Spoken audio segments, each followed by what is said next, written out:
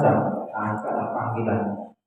Sehingga para ulama mengatakan iman di sini siapapun yang ada rasa iman itu dipanggil oleh Allah untuk melaksanakan puasa. Ada juga yang mentafsirkannya adalah iman itu panggilan yang paling mulia. Kalau kita dalam akademisi, doktor atau profesor, coba ketika kita mendapatkan gelar profesor, pasti bangga dipanggil sebagai Pak Prof. Atau kalau dalam hal ibadah kita haji, Bu Haja, Pak Haji, misalkan itu senang kan dipanggil itu. Nah, iman itu dipanggil oleh Allah dengan nama yang terbaik, tapi dengan syarat kata Allah, kutiba alaikumus syiyam. Syarat orang itu baik kata Allah kalau dia ikut perintah Allah Subhanahu wa taala. Maka dikuatkan pendapat ini dalam surat yang lain, kuntum khayra ummatin ukhrijat lin-nas ta'muruna bil ma'ruf wa tanhauna 'anil munkar. Kuntum khayra ummah, kita ini kata Allah sudah dikasih label sebaik-baik umat dibanding umat-umat terdahulu. Kapan? Ketika kutiba alaikumus syiyam. Banyak ya, kami dengar dari termasuk di buku-bukunya ratusan pandangan ulama syariat mereka melihat ayat ini. Kalau kita bahas satu malam ini tidak selesai, cuma ya ayyuhallazina amanu dan berpendapat. Baik, kemudian kutiba alaikumus syiyam sebagai para ulama kutiba dengan makna ditakdirkan Allah kita itu untuk berpuasa. Artinya puasa itu adalah fitrah. Nah, jadi kalau ditakdirkan fitrah kita, maka mereka yang bukan muslim tetap juga ada puasa. Kapan? Waktu nak operasi puasa, atau ada hal-hal yang lain mereka berpuasa. Maaf untuk melangsingkan tubuh dibanding yang puasa, untuk dia segala macam mereka puasa. Jadi nikah puasa adalah fitrah sebenarnya. Sebagaimana yang sudah Allah berikan fitrah itu kepada orang-orang terdahulu. Ada yang mentafsirkan macam itu, walaupun juga kutiba di sini diwajibkan sebagaimana kaum terdahulu ini awal sekali puasa adalah kaumnya Nabi Nuh alaihissalam. Awal puasa itu puasa Ramadan. Jadi antara puasa dengan Ramadan itu beda sih. Dulu puasa memang bulan Ramadan, kemudian kaumnya Nabi Isa minta digeser jangan Ramadan karena Ramadan itu panas artinya. Ramadan itu membakar, haram itu membakar. Maka dalam filosofi Ramadan dalam agama kita atau dalam umat Nabi Muhammad membakar dosa-dosa kita. Yang dibakar dosa-dosa tadi, sehingga ketika dosa itu terbakar macam emas itu kalau baru mati dibakar dulu ada, nanti bentuk cincin, nanti bentuk kalung, nanti bentuk apa dibakar. Semakin pembakarnya panasnya bagus, kualitas emas makin murni.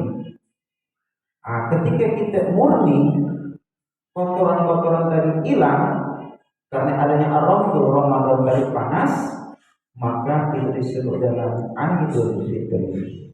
Balik kepada suci, balik kepada asli kita.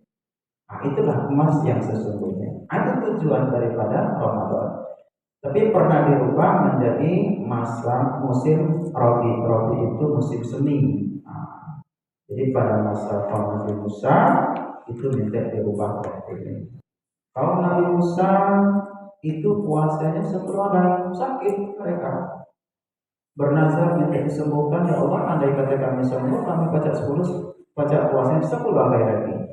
Nah, jadi mereka puasanya 20 hari. Kalau Nabi Isa puasanya 50 hari. Kita umat Nabi Muhammad tengah-tengah. Bukan 20 hari, bukan boleh 50 hari. Langsung puasanya 20 hari. Ya kan? Alam penanggung namanya Nabi Barat. Bukan namanya ibadah, tapi namanya Nabi Barat. Karena kita 10 hari terakhir Ramadan itu sibuk dengan lebaran, bukan sibuk dengan puasa. Awan baca itu seminggu puasanya lebaran. Nah, baca. Ini persis, jadi tidak salah memang. Persis yang dilakukan oleh kaumnya Nabi Musa. 10 hari sakit. Nah, minta ditambah 2, jadi 20 hari. Mereka tuh sama-sama. Nah, minta 10 hari itu kan baca, apa yang 11 itulah lebaran. Cuman karena ternyata sakit, nah, akhirnya ditambah oleh Allah Subhanahu Wa Taala dengan kesembuhan tadi, kemudian mereka melanjutkan puasa. Nah, cuma dalam hati Allah Subhanahu Wa Taala, kama kutiba ala ladzina min qablikum, kalau ada yang protes puasa itu berat, kata Allah, ayyaman ma'dudan. Dan banyak ayyaman cuma beberapa hari baik. Maka kita ambil hikmah yang pertama, step tahapan dalam berdakwah. Jadi berdakwah itu jangan sekaligus. Apakah Allah dakwah menjawab dengan syahrul sebulan? Macam kita misalkan, kalau kita ngajak anak nak ngambil kayu, misalkan, kayu sambil lupa ada kebun. Nanti tak kebun ada kayu, kita nyimak sampai tahu ada pisang, ada buah, sampai tahu ada apa namanya gedang. Kira-kira sudah semangat kan? Punya mancing, banyak mancing, apa baik ikan betok, segala macam. Mancing. Kenapa? Karena dalam perasaan itu tidak berat. Coba kita misalkan ngomong, nanti lupa dah kemana? Ngambil kayu, nah kau pukul 3 meter, besoknya makutis. Beban dia, psikologinya langsung down. Maka ayat yang berikutnya itu yang 85, 185 itu langsung syahrul Ramadan. Allah jawab dengan balasan dengan ayat ma'dudan dari itu dengan syahrul. Jadi syahrul sebulan itu tidak langsung Allah lebih depan. Ketika orang merasa berat dengan puasa tadi, kata Allah tegar, cuma beberapa hari baik. Ayat makhluk terbatas agak itu, kata Allah tidak panjang tidak. Baru setelah itu Allah katakan syahrul sebulan 30 hari masih ditetapkan. Ini tahapan kita dalam berdakwah. Jadi Allah pun sebenarnya memberikan contoh kepada kita dalam berdakwah, tidak salah, tidak, tapi ada tahapan-tahapan sehingga apa namanya orang pacak menerima. Sama yang Rasulullah, Nabi pun ada dakwah Syria. Dakwah Syria itu dakwah tersembunyi. Kalau macam Amerika adalah itu diamalkan oleh jemaat tabligh. Nah, jemaat tabligh kan dari rumah ke rumah itu disebut dengan Syria. Beda dengan misalkan dai-dai kita kebanyakan dakwah jahriyah. Jahriyah itu tabligh akbar, apa yang misalkan maulid nabi, itu dakwah jahriyah ini terang-terangan. Tapi jemaat tabligh dia memakai dakwah Syria. Karena dulu Nabi datang ke sahabatnya, ke keluarga, menawarkan Islam. Pertanyaan kita, apakah Nabi tidak mampu pakai tabligh akbar waktu itu? Mengumumkan tentang Islam kepada seluruh masyarakat Mekah atau Madinah? Bukan tidak mampu, tapi Nabi mengajarkan dakwah itu ada tahapan step by step. Nah, kata Allah juga, kalau misalkan kamu masih keberatan, ternyata banyak gawe, ternyata sibuk, maka ini marido, kalau kamu sakit, kata Allah, ala safarin atau melakukan perjalanan, wa'iddatum min ayyamin ukhra, pajak diganti dengan hari yang lain. Jadi kalau misalkan tadi ada masih alasan buka pegawai, makanya nak puasa, dijawab oleh Allah, wa'iddatum min ayyamin ukhra, ganti dengan hari yang lain. Kalau misalkan itu hendak baca dia melakukan puasa. Atau kata Allah, bagi mereka yang sudah tua, ini jawaban kepada mereka yang tidak mampu karena faktor usia, baik laki-laki atau perempuan, atau karena penyakit yang tidak sesuai harapan untuk sembuh, wa 'alal ladzina yutiqunahu fidyatun. Kalau memang tidak kuat, kata Allah, kamu tidak usah puasa, cukup main fidyah baik. Berapa banyak fidyah? Ada yang mengatakan 1 mud, ada yang mengatakan setengah sok. 1 mud 1 sok itu setengah sok, ya kurang lebih 1,5 liter ya. Atau sekali kita makan kurang lebih. Jadi kalau kita sekali makan anggaplah 15.000, ya sekali tidak dapat 15.000 jadi. Lama nih tidak 18.000 cari ini. Nanti pentingnya belum cari. Anggaplah 15.000 yang kita sekali makan, itu yang kita berikan kepada orang miskin di sini. Ayat Ika mentaksis mengkhususkan kepada orang miskin. Jadi amil tidak dapat. Karena Allah langsung menyebut fidyatun ta'amu miskin. Langsung disebut mustahilnya itu sampai langsung Allah sebut. Jadi batas sebutnya cuma miskin, fakir dapat, karena fakir di bawah miskin. Jadi cuma dapat itu fakir dengan miskin baik orang fidyah. Nah perlunya juga kita sebagai panitia zakat, oke. Kalau ada orang fidyah itu memang harus dipisahkan. Ada catatan tersendiri fidyah.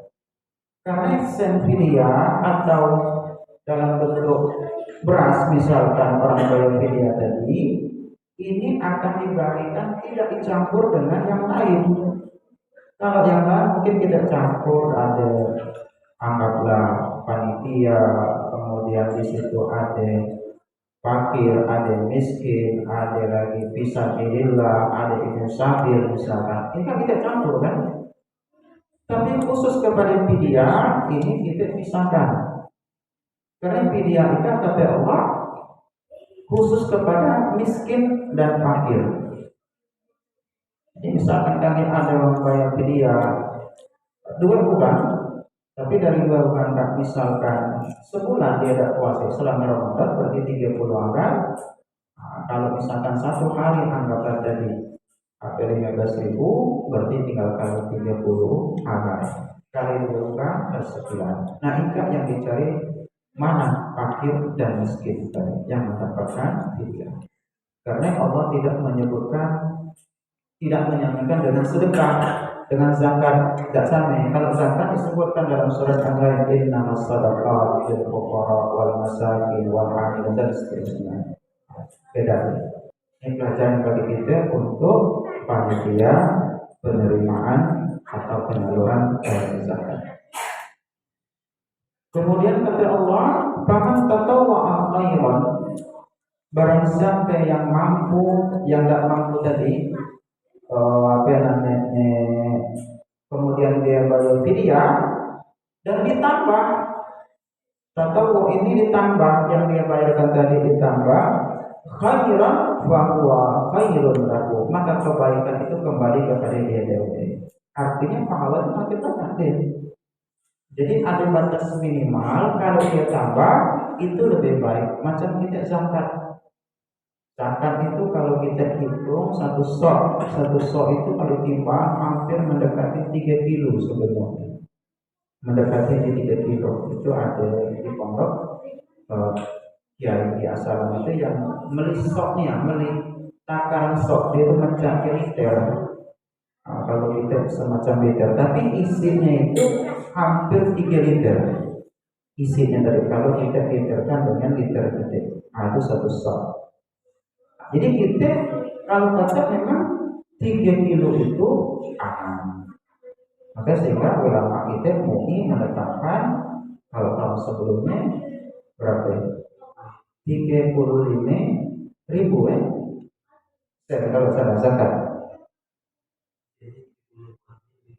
Nah, karena itu masalah kita ini, apa namanya, perlu kita perbaiki. Memang sebagian ulama mengambil yang 2,5 kilo, tapi 1 sok ketika ditimbang ternyata lebih dari 2,5 kilo. Sehingga para orang tua kita dulu itu kalau cantik berapa? 10 cantik. 10 ke 12? 10 cantik. 10 cantik itu udah hampir 3 kilo ya. 1,5 kilo. 2,5 kilo lebih hangat. Itu apa dalam zakat. Dan bagus itu memang ketika pemerintah menetapkan 30.000 itu pas. Karena anggaplah harga beras 10.000 sekilo, jadi pas 3 kilo. Itu pas dia untuk apa namanya zakat dia.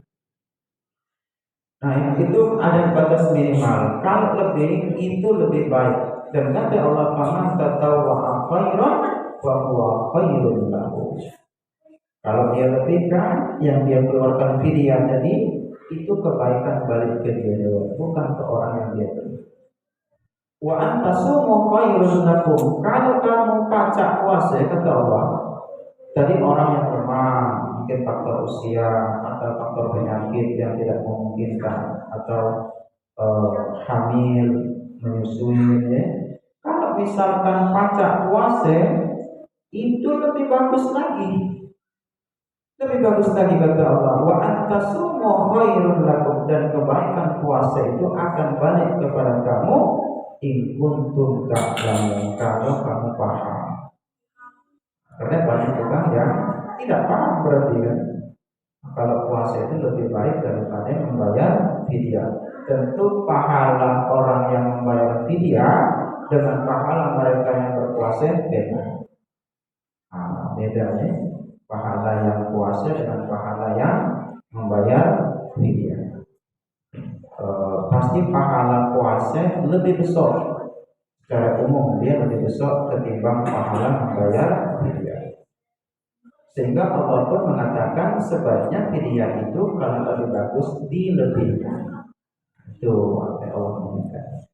Baik, ini secara umum ya. Ayat 183 dan 184. Kemudian kita tengok jawaban Allah terhadap ayat ma'dudah.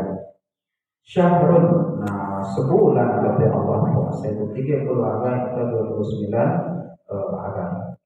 Ramadan allazi unzila fihi al-Qur'an.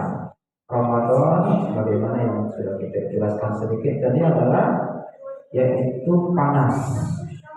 Haram itu sifatnya untuk membakar, maka disebut dengan Ramadan.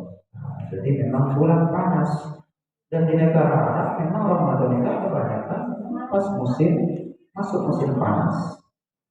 Masuk musim panas ya. Kalau kita bulan tahun kan tidak panas bicaranya. Agustus panas itu biasa.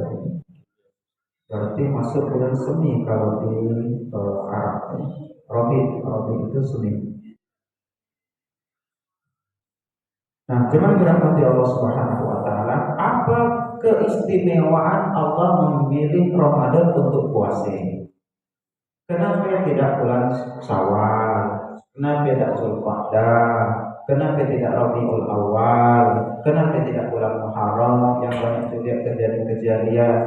Bulan Rajab banyak kejadian ada tentang Isra Mi'raj, misalkan bulan Rajab. Kenapa tidak bulan Rajab puasa itu? Kenapa Allah memilih Ramadan? Nah, ternyata jawaban Allah, Ramadan ini banyak keistimewaan. Allazi unzila fihi al-Qur'an. Yang pertama kata Allah, pada bulan Ramadan kami menurunkan Al-Qur'an sekaligus. Jadi Quran itu diturunkan dari Allah ke malaikat Jibril 30 juz. Sebagaimana yang kita baca hari ini. Disusun dari Al-Fatihah sampai kepada Anas ke malaikat Jibril 30 juz. Apa yang malaikat Jibril korupsi setelah dibuka? Allah memerintahkan malaikat Jibril untuk memberikan kepada Nabi Muhammad jangan sekaligus. Nah, setiap tahapan juga. Tahapan dalam turunnya Al-Quran. Dalam surat Al-Baqarah misalkan Allah katakan tentang Hamim wal kitabil mubin inna anzalnahu fi lailatin mubarakah. Lailatul mubarakah itu adalah Lailah sendiri itu sudah berkah, sudah istimewa. Kalau malam biasa itu sebenarnya lailun, wal laili demi malam. Maka ada surat al-lail, surat malam-malam. Kalau intinya kadang-kadang ditambah laila, jadi lela. Kok kita nggak apa menyebutnya. Lela itu aslinya lailatul di aslinya, sesuatu malam yang ada keistimewaan. Karena kita senang diroken, jadi lela. Berubah dikit lele, tamatin lele, atau keluar. Nah, malam yang diberkahi Allah ternyata dalam Ramadan itu ada satu malam yang Allah pilih untuk menurunkan Al-Quran kepada malaikat Jibril. Disebut dengan Lailatul Mubarakah, dalam surat Al-Qadar disebut dengan Lailatul Qadar. Maka kita nanti memperingati malam Lailatul Qadar, mencari namanya Lailatul Qadar, insyaallah. Itu untuk kalau tuntut dapat itu, nuntutnya belum tentu dapat, apalagi masalahnya dia dalam satu Ramadan cuma sekali itu kan, cuma sikok tuh satu malam baik, bukan setiap malam. Pertanyaan kita, bagi yang tidak setiap malam, mana itu? Tidak dapat dia. Bantah kulit pada kita jawabnya kan. Ada kan negara yang tidak setiap malam itu? 24 jam di siang pula. Berarti tidak dapat Thailand dia ini.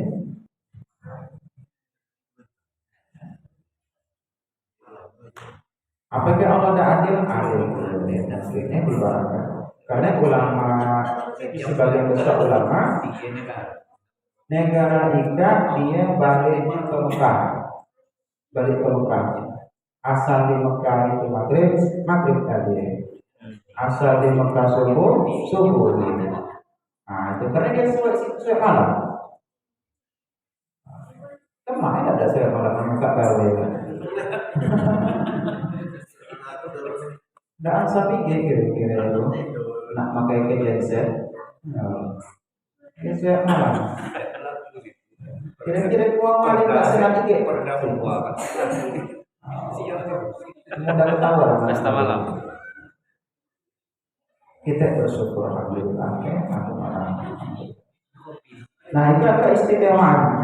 Setelah Allah turunkan Al-Quran ke malaikat Jibril, kemudian diletakkan as-sama udunya pada langit atau tempat tertentu disebut dengan Lauhil Mahfuz. Setelah itu baru diturunkan kepada Nabi Muhammad itu ansur-ansur. Jikalau pertanyaan orang kenapa surat Al-Alaq diturunkan pertama, Iqra bismi rabbikal ladzi khalaq, ayat pertama itu pertama sekali turun diwahyukan, tapi tidak terlebih depan. Kenapa tidak lebih depan? Kenapa Al-Fatihah yang depan turunnya lebih belakang daripada surat Al-Alaq? Nah, malaikat Jibril diperintah oleh Allah menurunkan Al-Quran sesuai dengan kontekstual kondisi. Kenanya dalam turun Al-Quran. Maka sebagian besar Al-Quran itu disebut dengan asbabun nuzul, sebab-sebab ayat itu diturunkan oleh Allah. Ada sebab. Ketika pengharaman khamar, waktu khamar lagi dan minum dan banyaknya, Allah tidak langsung mengatakan khamar itu haram. Kalau semayang jangan minum, jangan mabuk.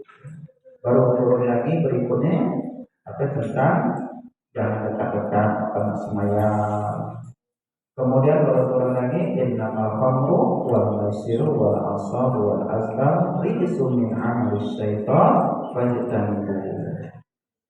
Jadi Allah tuh ngajak kepada kita memang dakwah tuh pelan-pelan, tidak sakral tadi. Subhanallah, harus kita banyak membacakan ayat supaya kita paham dalam berdakwah, sehingga tidak menyalahkan yang sudah Allah berikan contoh di dalam Al-Quran. Nah, diturunkan Allah Quran tadi dia bertahap. Apakah Allah tidak mampu menurunkan sekaligus kepada Nabi Muhammad? Mampu. Apakah Nabi Muhammad tidak mampu? Allah yakinkan dia baca menjaga 30 juz? Mampu. Fa iza arada syai'an ayyaqula lahu kun fayakun. Cuman bagi umatnya apakah mampu? Apakah sahabat mampu untuk menulis Al-Quran 30 juz pada saat itu? Sementara tulisan belum ada, kertas waktu itu belum, masih ditulis di tulang, ada ditulis di batu, ada ditulis di pelepah rumah. Itu Al-Quran. Belum ada sahifah, belum ada kertas untuk menulis ayat tadi itu. Jadi masih berantakan. Itulah kenapa pada masa sahabat hadis tidak dikumpulkan. Pada masa sahabat mulai dari Abu Bakar sampai kepada Ali radhiyallahu anhu, itu hadis belum ada. Hadis riwayat Abu Bakar belum. Karena memang sahabat melarang para sahabat-sahabat yang lain jangan fokus dengan hadis Nabi. Kita fokus dengan Quran dulu. Maka pada masa Abu Bakar atas usulan Umar bin Khattab, karena waktu itu banyak meninggal para penghafal Quran, musyawarah. Kata Umar, Abu Bakar, kau itu sahabat yang paling dekat dengan Rasulullah. Kau sahabat yang senior, kau sahabat yang pertama masuk Islam dari kalangan orang-orang tua.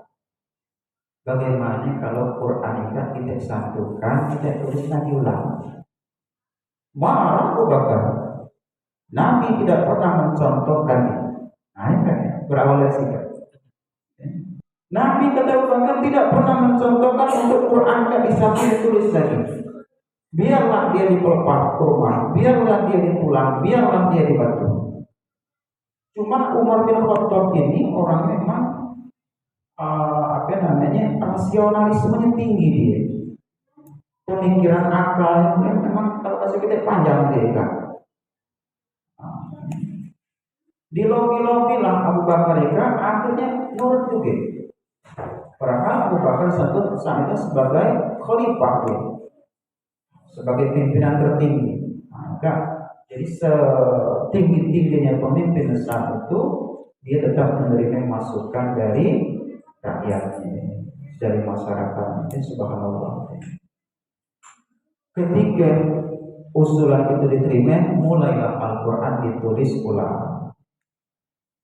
Nah, Umar juga dia dapat pengaduan dari sahabat yang lain karena ada sahabat yang salah dalam membaca ayat. Bukan salah apa bacaan, salah harokatnya. Salah harokatnya tadi. Nah, berdasarkan itu akhirnya diusullah supaya Al-Quran itu ditulis ulang. Akhirnya disetujui, dikumpulkan, kemudian disatukan, ditulis ulang sampai menjadi mushaf. Maka orang Arab menyebut Al-Quran itu mushaf, bukan Al-Quran. Jadi kalau kita nak melihat Quran di Madinah, orang yang tidak tertib dengan bahasa kita, ada sebuah mushaf. Dia tertib dengan mushaf. Quran bingung dia. Karena tahunya Quran itu adalah bacaan. Karena makna Quran itu bacaan. Macam kita Quran itu diambil dari kalimat qara'a. Sudah beda memang kalau dari sisi bahasa antara Quran dengan Quran. Itu sudah beda. Sama dia. Cuman agak disimpang dikit, tidak menjadi Quran untuk membeda dengan mushaf Al-Quran. Quran itu mungkin alifnya dibuang ya. Itu kan kalau kita baca bahasa Arab, qara'a yaqra'u Qur'anan. Jadi kalimat Quran itu berarti bacaan. Kita A-nya dibuang jadi Quran. Artinya Quran itu artinya. Cuman alifnya dibuang untuk membedakan. Karena memang Quran itu aslinya baca. Itu asli. Apapun buku bacaan itu disebut dengan Quran. Maka Maka mereka sering menyebut musaf. Kalau musaf itu adalah lembaran-lembaran ikat dijilid, ikat disebut dengan mushaf. Sohifah. Maka ada dalam surat Al-A'la, suhufi Ibrahim wa Musa. Suhuf sohifah. Jadi dulu ahli kitab suci suhuf sohifah, lembaran-lembaran pada masa Nabi Ibrahim dan Nabi Musa alaihissalam. Supaya kita baca membedakan mana mushaf mana Al-Quran. Tapi kita ya susah nyebutnya mushaf. Akhirnya kita ambillah para ulama dengan kesimpulan yaitu Al-Quran. Kalau yang Quran ya mushaf, mushaf ya Quran itu kalau kita. Karena pernah kami nak beli Quran, jadi kami tanya, di Quran ada Quran? Dia penjaga setan itu Quran. Bingung dia tuh punya nanya Quran. Quran, Al-Fatihah, Al-Baqarah. Tambah bingung lagi dia. Bingung dia tuh. Memang Quran itu ada juga baca Al-Fatihah. Rupanya Quran itu baca tadi. Jadi maksud kita kalau kita terjemahkan ada tak bacaan Quran? Bingung lagi bacaan Quran itu. Mungkin video itulah bacaan Quran. Kaset bacaan Quran bagi dia. Rupanya ketika kami ini mau ada Quran, ikat. Oh, mushaf menjadi bukan Quran. Mushaf. Nah, itu sebagian mereka tak paham apa itu Quran. Walaupun Quran ya Quran sebenarnya. Nah, cuman dirahmati Allah Subhanahu wa taala. Jadi terkait dengan turunnya Al-Quran sekaligus dan turun kepada malaikat kepada Nabi Muhammad itu beransur-ansur, bahkan dalam satu surat itu kadang beberapa kali dia turun, tidak sekaligus turun.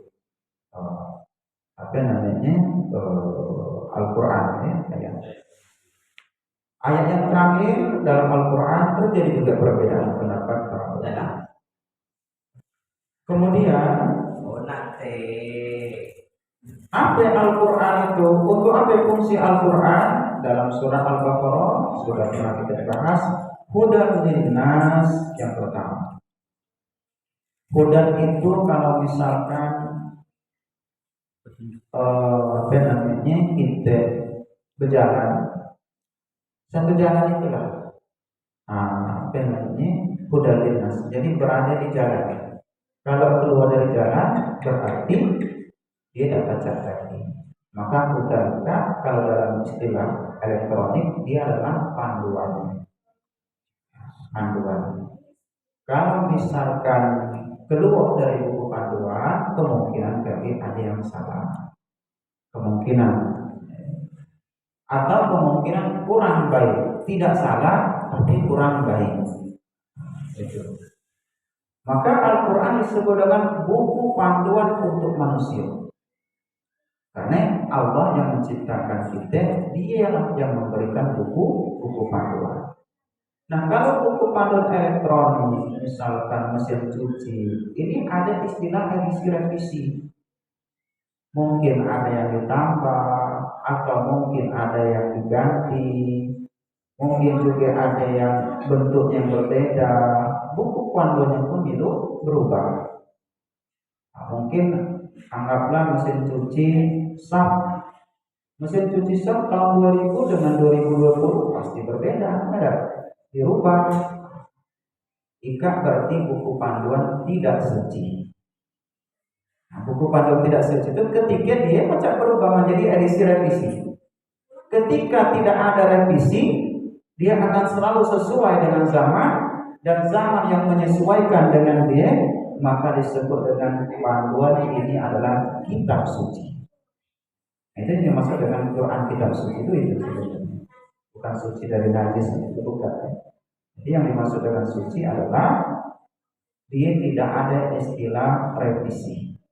Maka Quran sudah 14 abad nikah, belum ada istilah revisi. Hatta yaumul qiyamah itu sudah dijamin oleh Allah sampai hari kiamat tidak akan ada istilah revisi.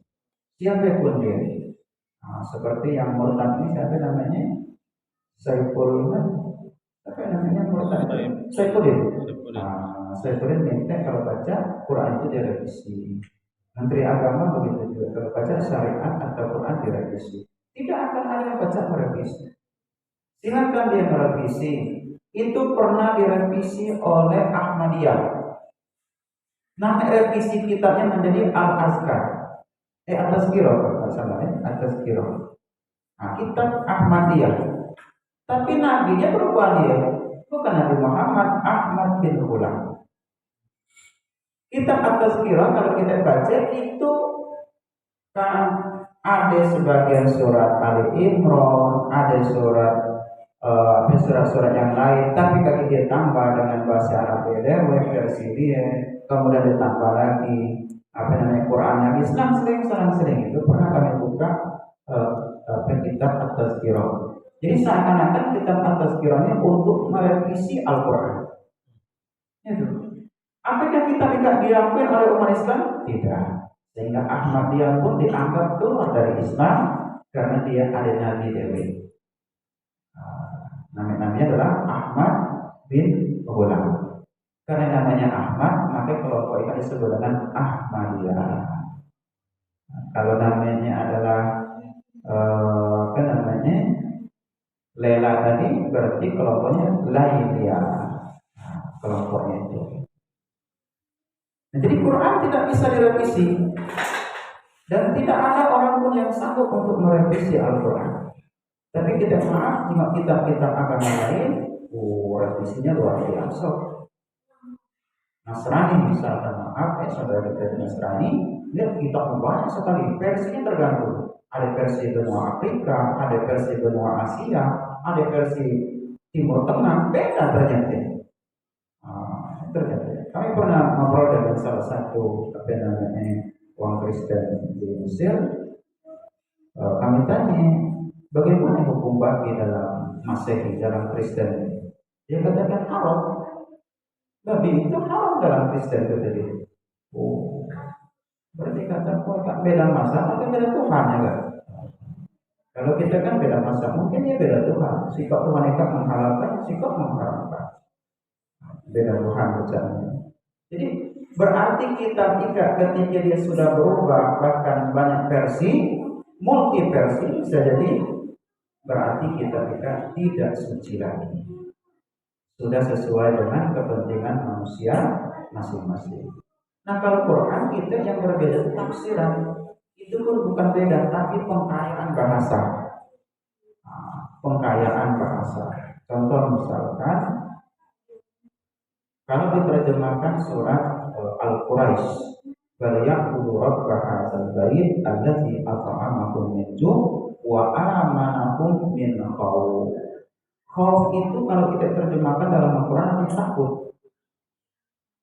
Takut artinya. Ada juga bahasa takut dalam Al-Qur'an disebut dengan najas, takut juga. Cuma ternyata khauf tidak bukan takut, tapi khawatir.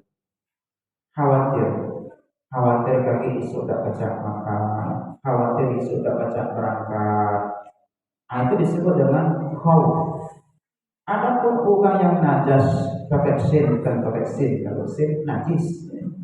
Najas itu adalah dia yang takut sampai kemengan.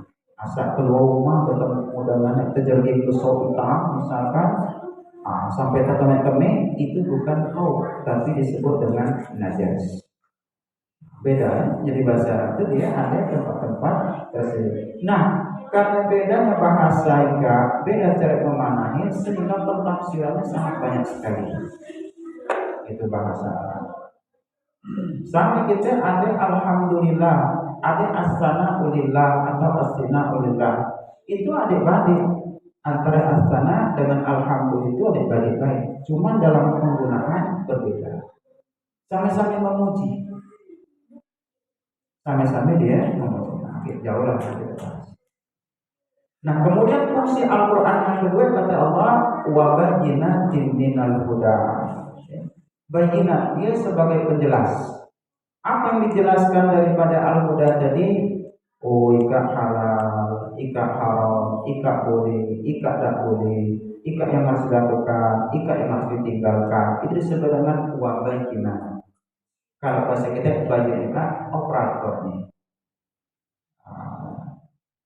Tidak, Qurannya siapa operatornya? Nabi Muhammad. Nabi Muhammad yang menjelaskan isi daripada Al-Quran. Bahkan Al-Quran menjelaskan Al-Quran dari. Jadi Quran dia baca menjelaskan sebagai dijelaskan oleh Al-Quran itu sendiri. Maka itu disebut dengan tafsir bil maksur atau tafsir Al-Quran dijelaskan oleh Al-Quran atau Al-Quran dijelaskan oleh hadis Nabi Shallallahu Alaihi Wasallam. Contoh misalkan aqimus sholat. Dalam Al-Quran tidak sebut bagaimana cara kita sholat, tapi dijelaskan oleh Nabi Shallallahu Alaihi Wasallam. Shollu kama ra'aitumuni usolli. Semayanglah kamu, sholatlah kamu sebagaimana aku sholat. Mulai dari takbir kemudian sampai kepada salam itu dipraktekkan oleh Nabi Sallallahu Alaihi Wasallam. Cuma Nabi prakteknya banyak tempat. Dia sholat antara istri yang satu dengan istri yang lain beda boleh. Di rumah Aisyah dia sholat tahajud atau sholat malam itu 4 rakaat sekali salam, 4-4-3. Di rumah istri yang lain pakai 2 rakaat sekali salam, 2 rakaat terbalik. Di rumah Aisyah itu 2 rakaat sekali salam. Di tempat istri yang lain 4 rakaat sekali salam. Berbeda. Nah, tangan juga macam itu. Ada yang rendah, ada yang sampai keringat, ada yang di depan dada, macam-macam. Ya. Maka Islam itu varian, jadi banyak varian. Kita tidak yang paling benar yang kita ada. Ada hadis yang lain yang juga disaksikan oleh para sahabat yang mungkin mereka di jalan melihat Nabi takbirnya macam itu. Maka kalau kita simak Imam Malik, kata Imam Malik riwayat yang dalam pandangan itu yang kuat adalah Nabi tidak mengangkat tangan. Imam Syafi'i katanya mengangkat tangan. Maka Imam Syafi'i ketika takbir angkat tangan. Imam Malik tidak. Allahu Akbar, takbir dari bacanya. Kita tidak usah ribut. Imam Malik tidak pernah marah dengan Imam Syafi'i. Imam Syafi'i tidak pernah protes dengan Imam Malik. Imam Malik itu guru Imam Syafi'i.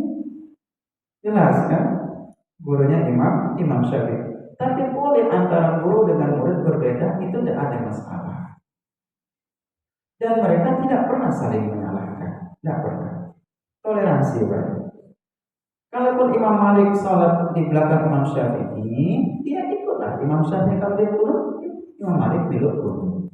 Begitupun Imam Syafi'i sholat di belakang Imam Malik, Imam Malik kunutnya dia sebelum ruku.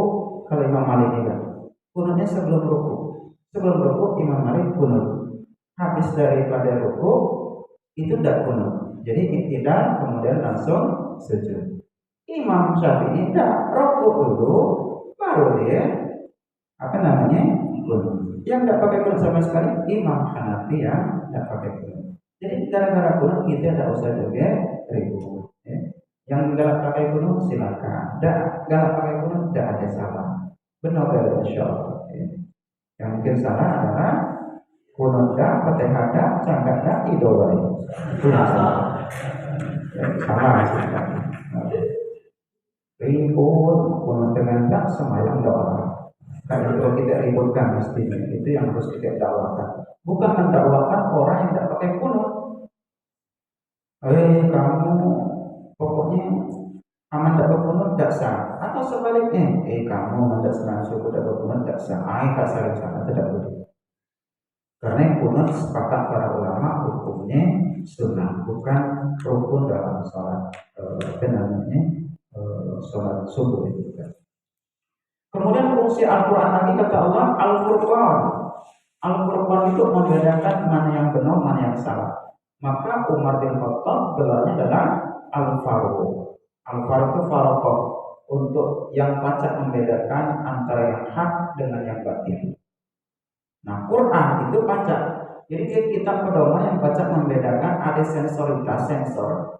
Dia pacak mensensorkan ika salah, ika benar, ika hak, ika batil. Nah, itu Al-Quran. Maka disebut salah satu nama Al-Quran adalah Al-Furqan. Itu nama Al-Quran sebenarnya. Al-Furqan itu adalah salah satu nama Al-Quran. Karena Al-Quran kan banyak namanya, bukan Al-Quran baik, bukan, ya. Banyak namanya. Kemudian Allah melanjutkan faman syahida minkum asyhara falyasum. Allah ulang lagi dalam ayat 3, wa man kana maridan aw ala safarin fa iddatu min ayyamin ukhra. Coba kenapa Allah mengubah? Padahal ayat barusan di atas Allah katakan apa namanya? Faman kana minkum maridan aw ala safarin. Ayat di atasnya sama baik dengan yang di bawah.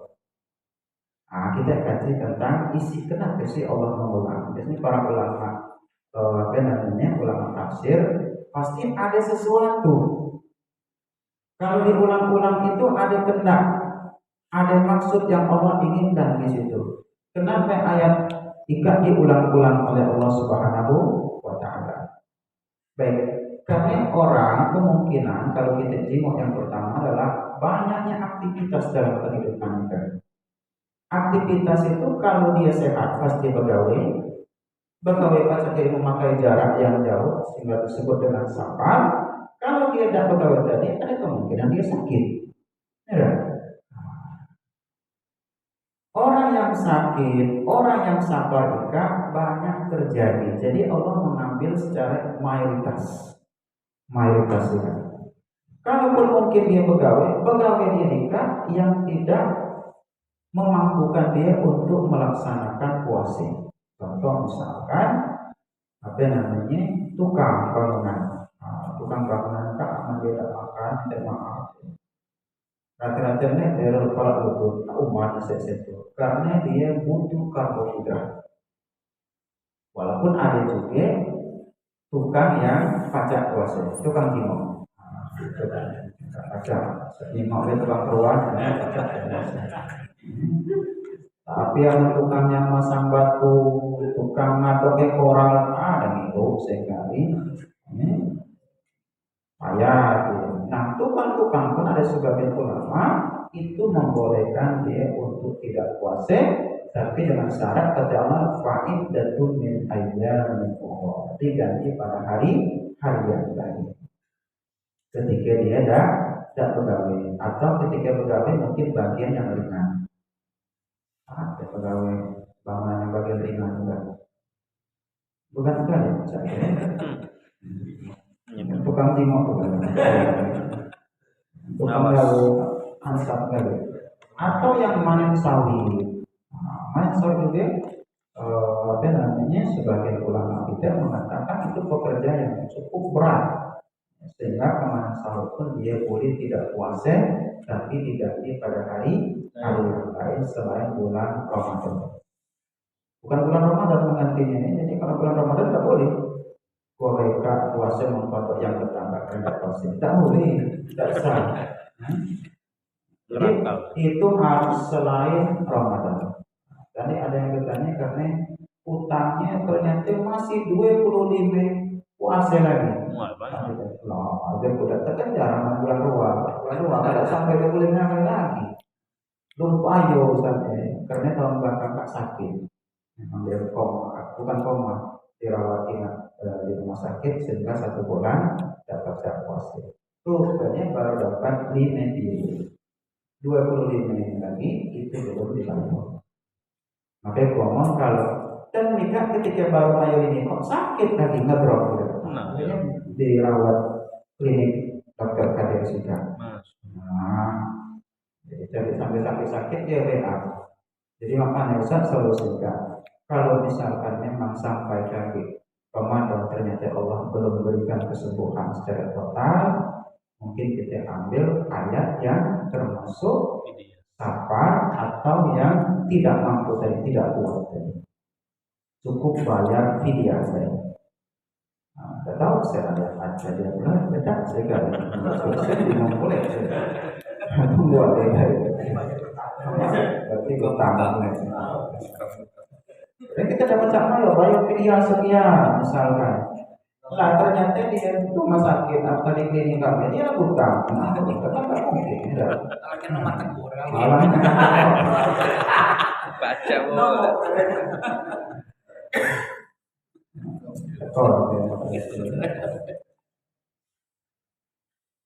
Nah ini salah satu ya. Jadi salah satu Allah mengulangkan ayat ikat jawaban Allah. Jadi dijawab oleh Allah langsung. Yuridullahu bikumul yusra wa la yuridu bikumul usra. Ikat jawaban Allah. Jadi kenapa ayat ikat diulang? Ayat yang muncul disebutkan, ayat berikutnya disebutkan oleh Allah lagi. Ternyata kata Allah, aku ingin kamu itu dalam ibadah mudah, dan saya tidak akan mempersusahkan. Nah, ini yang Allah inginkan kepada kita. Jadi sebenarnya ibadah, kadang-kadang ibadah itu mudah. Jangan dipaksa kelihatan susah. Kita sholat, jangan kita merasa bahwa sholat itu susah. Kita puasa, kita pun jangan merasa puasa itu adalah suatu mematikan. Ya.